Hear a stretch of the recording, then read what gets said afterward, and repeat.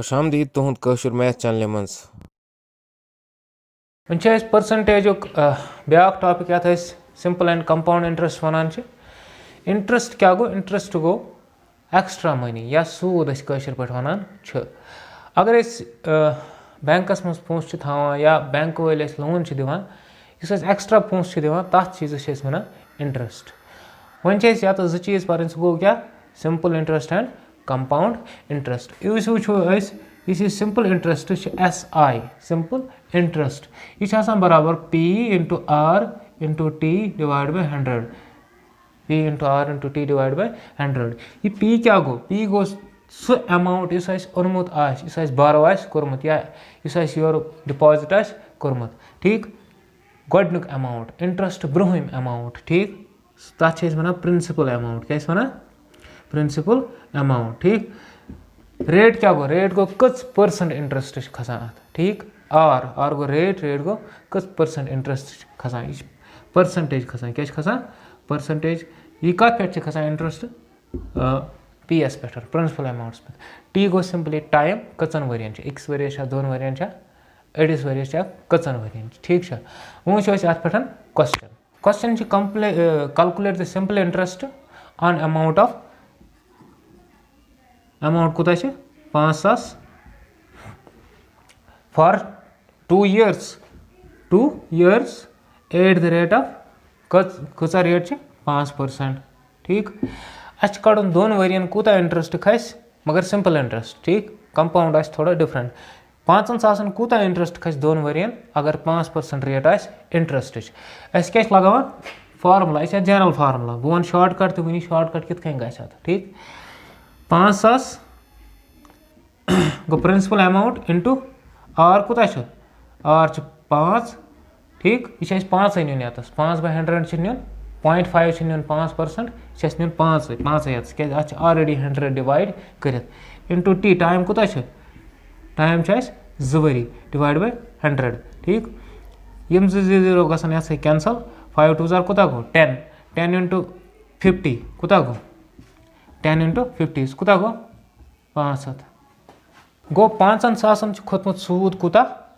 500 वन युथ अमिस अगर यह 2 वहर वापस कड़ पोस या अगर वापस आसन बरन तेल कूत भरन टोटल अमाउंट कूत भरन अमिस अमाउंट कूत भरन अमाउंट पन प्रिंसिपल अमाउंट बे प्लस इस इंटरेस्ट अमिस खोतमुत सह कूत गो तेल 5,000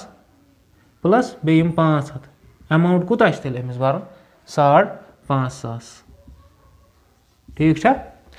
वन वो अगर यह तेज कैलकुलेट कर ठीक वो ये कूत प्रिंसिपल अमाउंट 5,000 5,000 10% कूत गो 10% कित कर डिवाइड कर 10 कर डायरेक्ट डिवाइड 10 ये करो डिवाइड 10 कूत गो 500 हो ना 5,000 10% कूत गो 500 मगर अस कूत जरूरत 5% सह गो 5% कूत तेल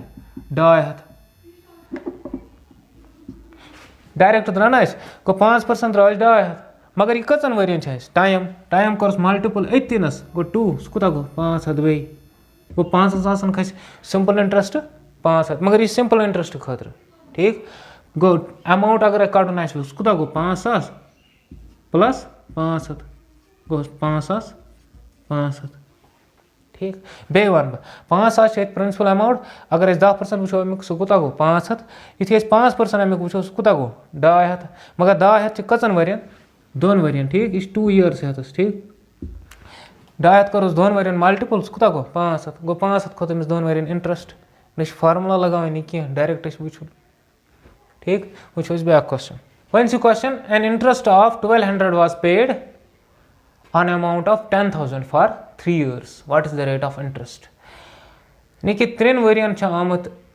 कैलकुलेट कर इंटरेस्ट सह द्रामुत 62 अस वन रेट ऑफ इंटरेस्ट कूत इंटरेस्ट कूत द्रामुत मगर यह सिंपल इंटरेस्ट थे याद सिंपल इंटरेस्ट कैलकुलेटेड सिंपली 62 3 वरियन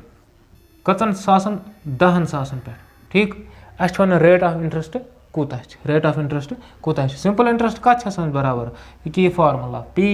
सह कत गो बराबर 10,000 ठीक R कड़न ठीक टी कोत 3 वरी डिवाइड बाय 100 यह कत बराबर सिंपल इंटरेस्ट कत बराबर 1200 ठीक ये वो ये करो 0 कैंसल ठीक r इंटू 3 इंटू 100 कोता गो 300 सह गो 300 r इज इक्वल टू 62 ठीक r इज इक्वल टू 1200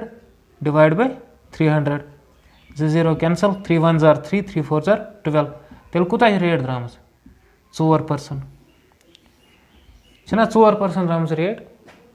छना यह गो नॉर्मल प्रोसीजर कैलकुलेशन वो यूथे फास्ट कैलकुलेशन करो तो तम सात क्या कर वो इंटरेस्ट कोता 62 लोग 62 कचन वरियन 3 वरियन डिवाइड कोरस 3 वरी सह कोता गो अकिस वरियस 400 गो ना अगर 3 वरियन 62 अकिस वरियस कोता गो 400 अगर वो अकिस वरियस 400 अगर वो 10,000 वो 10,000 10,000 10,000 10% कोता गो 10,000 10% बह वन 10,000 10% गो 100 कोता 100 मगर अस कोता कड़न ये 400 ना 10,000 1% यह 10,000 तेल 1% कोता गो यूथे 10,000 1% कड़ान तेल क्या करा डिवाइड 100 ना सह कोता गो 100 अगर 1% 100 गो 1% कोता गो 100 4% कोता गो तेल 400 को डायरेक्ट द्राव 4% बे वन 62 इंटरेस्ट कचन वरियन 3 वरियन को अकिस वरियस कोता तेल इंटरेस्ट खोदमुत 400 अगर 400 अकिस वरियस इंटरेस्ट खोदमुत अमुक मतलब गो इस 10,000 10% सह 100 मगर अस 100 वारिया बोड़ 400 खोत अम सत नेर कहीं ना अस करो ब्या कैलकुलेशन दिमाग मजी 10,000 1% कोता गो 100 ठीक 10,000 1% गो 100 अस मगर जरूरत कोता 400 कोता गो तेल अगर 1% गो 100 4% कोता गो 400 गो 4% rate r is equal to 4% वन वो ब्या क्वेश्चन मगर ये क्वेश्चन मज कर बह डायरेक्ट कैलकुलेशन ये कर यह फार्मूला इस्तेमाल कहें यह one calculate amount after 2 years if the rate of interest is 6% on amount of 8,000 यानी कि 8,000 प्रिंसिपल अमाउंट 2 वरियन कड़न इंटरेस्ट रेट कोता 6% ठीक नजर थो अत बह कित कर क्वेश्चन अगर सो अमिक 10% कोता गो 800 गो 800 1% कोता गो अमिक खाली 1% या 5% कोता गो तेल 5% कोता गो 400 अगर 5% 400 गो 1% कोता गो ये क्या करान डिवाइड 100 ना डिवाइड करा 100 यानी कि 0 गसन कैंसल यह कोता बच तेल 100 कोता गो 100 5% गो 400 1% कोता गो 100 अस कोता जरूरत 6% 5 तक गई 6 यह कोता गो 400 हो ना गो 400 कचन वरियन अकिस वरियस कचन वरियन जरूरत मल्टीप्लाइड बाय 2 कोता गो 900 2 0 0 960 960 द्रा इंटरेस्ट मगर अस क्या कड़न अमाउंट आफ्टर 2 years ना सह गो 8,000 प्लस 960 इज इक्वल टू कोता 8,960 डायरेक्ट कैलकुलेशन यम फार्मूला वराय वो कंपाउंड इंटरेस्ट ठीक सिंपल इंटरेस्ट मकलिया वो कंपाउंड इंटरेस्ट पर कंपाउंड इंटरेस्ट फार्मूला डायरेक्ट कड़ने खतर सह compound interest is equal to P into 1 plus R divide by 100 raise to the power T minus 1 P क्या गो P गो प्रिंसिपल अमाउंट इसमें ओत वो सिंपल इंटरेस्ट मज 1 फार्मूला प्लस R गो rate of interest into T गो time कतिस टाइमस ठीक गो कंपाउंड इंटरेस्ट फार्मूला यह फार्मूला हिसाब तो वनो बह तुम तो डायरेक्ट कड़नुक हिसाब तो वनो बह तुम क्या क्वेश्चनस एग्जामस मज लगान डायरेक्ट हिसाब तत हेको यम फार्मूला सत कंपाउंड इंटरेस्ट कड़ित कहीं ना ठीक तुम वो वीडियो एंडस तान तुम यी असल पे समझ question calculate the compound interest for 2 years time क्या 2 ठीक on amount of 10,000 at the rate of 10% 10% compounded annually cut करो ये फॉर्मूला हिसाब ठीक कंपाउंड इंटरेस्ट इन एरियस 10,000 यानी कि P इंटू 1 प्लस R कुता 10 डिवाइड बाय 100 ठीक टाइम कुता 2 ठीक माइनस 1 ठीक है कैलकुलेशन गो 10,000 इंटू 1 प्लस 1 बाय 10 बाय 100 सो गो 10 बाय 100 गो 0.1 स्क्वायर माइनस 1 ठीक सो गो 10,000 1 प्लस 0.1 कुता गो 1.1 स्क्वायर माइनस 1 ठीक सो गो 10,000 1.1 स्क्वायर गो 1.21 माइनस 1 सो गो 10,000 मल्टीप्लाइड बाय 0.21 करो 10,000 से मल्टीपल्स कुता गो 0 0 0 4 0 1 1 जार 1 1 2 जार 2 1 1 जार 1 1 2 जार 2 पॉइंट कचो पच गो कंपाउंड इंटरेस्ट द्राव 2 वरियन कूता 21 कूता द्राव 21 वो जन डायरेक्ट कर टाइम यूत एग्जाम मज कहें वो डायरेक्ट कर कित कड़ो ये कैलकुलेशन इतने सिंपल इंटरेस्ट मज कड़ान इथे कन वन बह यह कंपाउंड इंटरेस्ट मज कित डायरेक्ट कड़ान डायरेक्ट कित कड़ो ये कूत अमाउंट 10,000 10,000 अमाउंट 10,000 वो टाइम कूत 2 वरी करो कड़ो गो 1 वरियस खतर पे कड़ो बेकिस वरियस खतर यह ट्रिक 1 वरियस खतर बेकिस वरियस खतर मगर ये ग सिंपल इंटरेस्ट हिसाब कहें 1 वरियस खतर पे बेकिस वरियस खतर वो ये कूत amount 10,000 at the rate of 10% 10% कूत गो अमाउंट 10,000 10% कूत गो 10% ऑफ कूत गो अमुक 1,000 गो ना 1,000 को टोटल कूता अमाउंट गो 1 वरी पत यह गो ना 1 वरियस इंटरेस्ट अमाउंट कूता गो टोटल 1 वरी पत 10,000 प्लस 1,000 कूता गो 1,000 इस 1,000 ना वन खस 10% कंपाउंड तवे अत वन यह इंटरेस्टस तो इंटरेस्ट खसान 1 वरी पत गो इंटरेस्ट अत 1,000 अमाउंट कूता गो 1,000 वन खस 1,000 दोमी वरी इंटरेस्ट ठीक है दोमी वरी यु 10% वो कूता गो 10% ऑफ कमुक यमुक 10% कित कड़ान ये करो डिवाइड बाय 10 कूत गो सोदी 1 0 ग कैंसल यह गो 1100 गो गडनिक वरी कूत द्राव 1,000 दोमी वरी 1,000 कूत गो टोटल 21 ना यह द्रामुत बे यह द्रामुत यह वन बह बे 1 लट 10,000 ये अमाउंट ठीक 10,000 10% गो 1,000 गडनिक वरी यूत इंटरेस्ट खोत कूत खोत 1,000 टोटल अमाउंट कूत गो 1 वरी पत 1,000 वन 1,000 खालन 10% इंटरेस्ट कंपाउंड ग तवे वन कंपाउंड खसान इंटरेस्टस तो इंटरेस्ट 1,000 यु 10% कोर सह गो 1,000 2 वरियन कूत इंटरेस्ट खोत तेल सिर्फ इंटरेस्ट योत इंटरेस्ट खोत 2 वरियन कूत 1,000 प्लस बे गो गडनिक वरी 1,000 गो दोमी वरी 1,000 गडनिक वरी 1,000 टोटल 21 यह द्राव अम फार्मूला सत ठीक वो ब्या सवाल सवाल अगर हसा इंटरेस्ट आमद दिन 10,150 ऑन अमाउंट ऑफ कूता 10,000 एट द रेट ऑफ पाई क्वेश्चन मतलब आर कूत ये आर पाई कहें आर कूत आर पाई कहें टाइम कूत 2 वरी ठीक 2 वरियन 10,000 इंटरेस्ट आमुत मगर कंपाउंड इंटरेस्ट कूता 10,150 अस वन सवाल वन तुम वन सा रेट ऑफ इंटरेस्ट क्या तेल ओसमुत अगर ये फार्मूला हिसाब रेट ऑफ इंटरेस्ट कड़ो ना तेल लगे टाइम वो थोड़ा स्टेप कित कर वो कंपाउंड इंटरेस्ट कूता 1025 ठीक यह कत बराबर प्रिंसिपल इंटू प्रिंसिपल कूता 10,000 इंटू 1 प्लस आर कूता यह कड़न डिवाइड बाय 100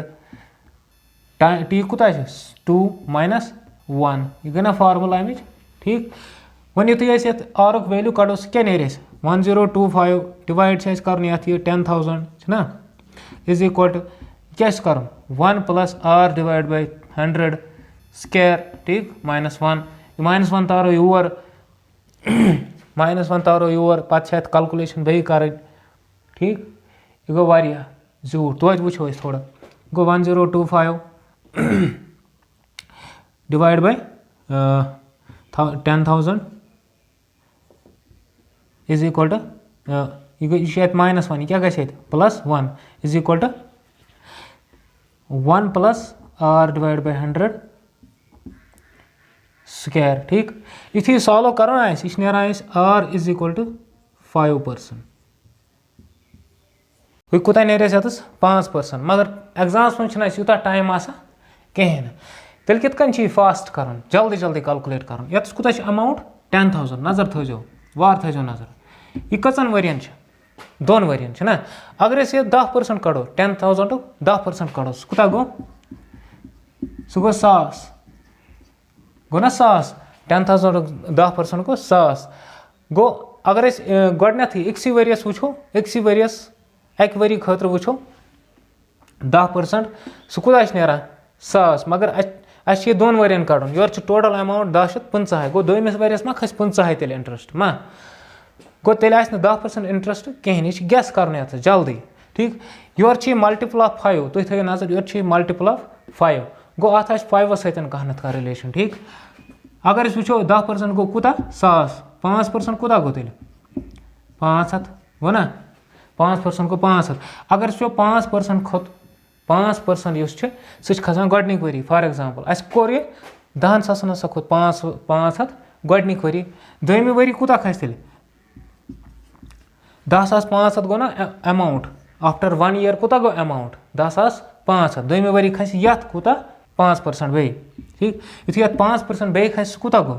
यमुक 10% कुत गो 10,50 गो ना 10,005 5% कुत गो 10,50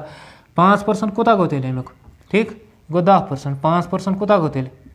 10,50 5,5 गो ना 5,5 को टोटल इंटरेस्ट कुत 500 + 5,5 5,5 + 500 कुत गो 10,5 गो रेट कुत तेल 5% ठीक है बह वन बे कित अगर अमाउंट 10,000 अमुक 10% कुत गो 1,000 अमुक 5% कुत गो 500 अगर वो 10% 1,000 मगर अस 2 वरियन खतर कैलकुलेट कर एके वरी नेरे 1,000 तेल आस 10,5 कहें योर 1025 गो 5 सत कह नत रिलेशन ठीक अगर 5% कैलकुलेट करो कुत गो 500 ठीक यु वो गोडनिक वरी पत कुत ग अमाउंट 10,500 यह कंपाउंड इंटरेस्ट यी ग पे खसान इंटरेस्ट ठीक 10,500 यु 10,500 अमाउंट गो आफ्टर 1 ईयर ठीक एक वरी पत गो अमाउंट 10,500 गोडनिक वरी 10,000 दोमी वरी गो 10,500 दोमी वरी इंटरेस्ट कड़ो 10% गो अमुक 10,50 5% गो 5,5 गो गोडनिक वरी कुत इंटरेस्ट 500 दोमी वरी गो 5,5 यह जल्दी जल्दी कैलकुलेट कर 5,5 तो 500 कुत गो 10,5 ठीक कोई रेट कुत तेल 5% ये नेरे यह 5% ठीक वो करो कंपाउंड इंटरेस्ट क्वेश्चन मगर ये करो फार्मूला इस्तेमाल कहें नहीं करो डायरेक्ट अमाउंट 8,000 क्वेश्चन क्या पे कन अमाउंट 8,000 टाइम कुत 2 वरी ठीक 2 ईयर्स कंपाउंडेड एनुअली रेट कुत 6% rate 6% 2 years rate 6% principal amount यूता ठीक 2 वरियन खतर कड़न को क्या करो गोडनिक वरी खतर पे करो अमाउंट ऐड पे करो दोमी वरी खतर गोडनिक वरी खतर 6% यमुक 10% कुत गो 10% कुत गो अमुक 800 गो 800 5% कुत गो 400 गो 400 अगर 10% गो 800 10% गो 800 5% गो 400 1% कुत गो तेल यमुक 10 गो ना 70 गो 5 + 1% कुत गो 6% गो 470 ठीक गो गोडनिक वरी खस इंटरेस्ट ये 470 गो अमाउंट कुत ग गोडनिक वरी पत 8,000 प्लस बे 470 गो 8,470 दोमी वरी खस 2 वरियन खतर कड़ो दोमी वरी खस ये इंटरेस्ट 6% ये इंटरेस्ट 6% अच्छा यमुक 10% कुत गो 800 48 यह गो ना अमुक 10%, 5% कोता गो अमुक यमुक नेस्फ गो ना 5% गो अमुक नेस्फ सह कोता गो 400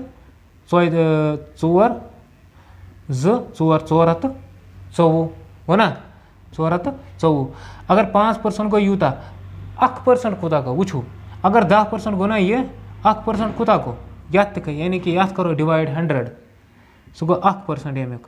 अगर यत डिवाइड करो 100 8480 यत करो डिवाइड 100 सह गो अमुक 1% यानी कि 0 गसन कैंसल यह पॉइंट यत खस पॉइंट सह कोता गो 1% गो 84.8 ठीक गो 5% कोता गो 5% गो यूता 1% गो यूता गो 6%, योर गो 6% योर गो यमन एड सह गो 8 4 4 कस गई 8 8 तो 2 कस गई 8 तो 2 10 गो 0 4 ता गई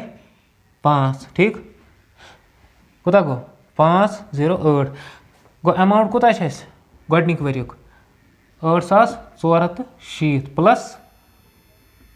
508 508.8 सह कोता गो 8